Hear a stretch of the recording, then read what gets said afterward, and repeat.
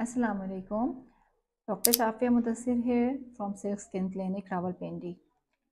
आज एक टॉपिक लेकर आए हैं आपके लिए, आप लोगों की फरमाइश के ऊपर, एक्नी स्कार्स। बहुत सारे लोगों का ये सवाल होता है कि क्या हम एक्नी स्कार्स यानी कि एक्नी बनने के बाद जो हमारी स्किन में गहरे खड्डे बन जाते हैं उनको घर पर ट्रीट कर सकते हैं या नहीं। तो आज का टॉपिक है कि एक्नी स्कार्स का ट्रीटमेंट घर पर। इसके लिए आपने पूरी वीडियो देखनी है ताकि आपको ये टॉपिक अच्छा सा समझ आ जाए। अब एक्नी स्कार्स क्या होते हैं? एक्नी जब हमारे पास नोड्यूलर एक्नी बनती है, सिस्टिक एक्नी बनती है, तो वो अपने ठीक होने के बाद डर्मिस को डैमेज कर जाती है। डर्मिस होती है स्किन की नीचे की लेयर। उसके डैमेज होने से क्या होता है कि स्किन हमारी डीप क्रेटर्स स्कार बना देती है। वो स्कार्स जिस तरह से हमने देखा कि अभी सुई के साथ हम टांके लगा देते हैं कपड़े में जगह जगह, उस तरह से फाइब्रस टिश्यू हमारे ऊपर की स्किन को नीचे की स्किन के साथ जगह जगह से जोड़ देते हैं, जिसकी वजह से हमारे स्किन के जो ऊपर से वो जो टांके नज़र आते हैं तो वो हमें खड्डों की शक्ल में नज़र आते हैं।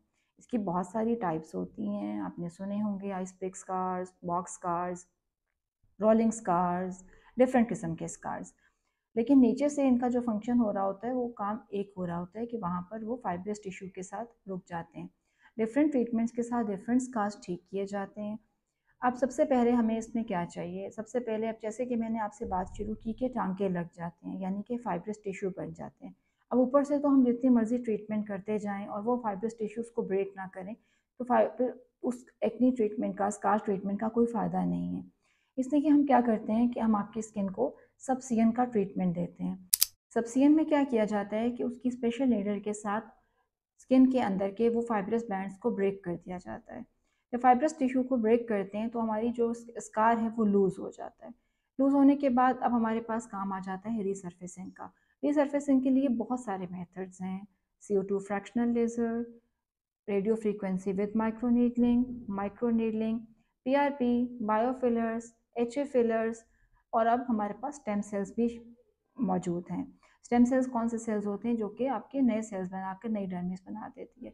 अब ये सवाल पैदा होता है कि हमने किस पेशेंट को कौन सा ट्रीटमेंट करना है, मैं किस कैटेगरी में आती हूँ, मेरे कौन से स्कार्स हैं और किस लेवल के स्कार्स हैं, और सबसे बड़ी बात जो मेरे लिए बहुत ज़रूरी है वो मेरे पेशेंट्स की अफोर्डेबिलिटी है, ताकि आप पेशेंट्स की पॉकेट के ऊपर ज़्यादा स्ट्रेस ना करें और लिमिट्स में रहते हुए हम उनकी ट्रीटमेंट को उनको ऑफ़र कर दें, और जो उन्हें उनके लिए अप्रोप्रिएट भी हो ना। अच्छा, अब रीसर्फेसिंग के ये वाले मेथड्स आ गए। रीसर्फेसिंग में क्या करना है? रीसर्फेसिंग का मतलब है कि आपकी डर्मिस को रीमॉडल किया जाए। रीमॉडलिंग कैसे होगी? रीमॉडलिंग इन प्रोसीजर्स के साथ होगी। रीमॉडलिंग का मतलब है कि आपकी डर्मिस में न्यू ब्लड वेसल्स फॉर्म हो जाएं, new elastin fibres, new collagen form हो जाए, और एक तरह से बिल्कुल नई स्किन आ जाए जो कि उन फाइब्रस बैंड्स को रिमूव कर दे with the help of our macrophages. ठीक है, मैक्रोफेजेस हमारे स्किन के एक नॉर्मल इम्यून सिस्टम है जो कि आता है और वहाँ पे वो स्कैवेंजर सिस्टम के साथ पुराने सेल्स को खा जाता है और नए सेल्स वहाँ पर बहुत अच्छे से बना देता है। अब ये तो हो गई रीसर्फेसिंग। रीसर्फेसिंग हमने कर दी स्किन की डीपर लेयर में। साइड बाय साइड अब जो ऊपर से स्कार्स बने थे, जब जैसे जैसे हमारी नई कोलेजन बनती जाएगी वैसे वैसे वो स्कार्स हमारे ऊपर आते जाएंगे। उस स्किन को प्रोटेक्ट करने के लिए हमने ऊपर से उसको लगाने के लिए सीरम्स और रिजुविनेटिंग लेज़र्स और भी प्रोवाइड करते हैं। उसके साथ आपकी ऊपर से भी स्किन ठीक हो जाती है, नीचे की जो ट्रीटमेंट है वो नीचे से स्किन ठीक कर रही होती है। अब आ जाते हैं हम घर की बातों पे कि हमने घर पे ट्रीटमेंट कैसे करनी है। घर पे लगाने जाने वाली चीज़ें: बेसन, चावल का आटा, नींबू का रस, डिफरेंट किस्म के ओवर द काउंटर सीरम्स, और बहुत सारी कॉर्नफ्लोर टाइप चीज़ें। ऐसी तमाम चीज़ें मैं देखती हूँ कि जो हमारे क्लाइंट्स यूज़ कर रहे होते हैं, जो हमारी स्किन को टाइट कर देता है। अब आप करते क्या हैं कि आप इन चीज़ों का कॉम्बिनेशंस बनाते हैं, खुद से एलोवेरा भी मिक्स कर देते हैं, और जब आप उन्हें लगाते हैं तो आपकी स्किन में एक स्ट्रेचनिंग आ जाती है, टाइटनिंग आ जाती है। तो आपको लगता है कि डॉक्टर ने सब कुछ गलत कहा था और अब मेरी जो स्किन है वो ठीक होना शुरू हो गई है और इसी तरीके से मेरे सारे एक्ने स्कार्स ठीक हो जाएंगे।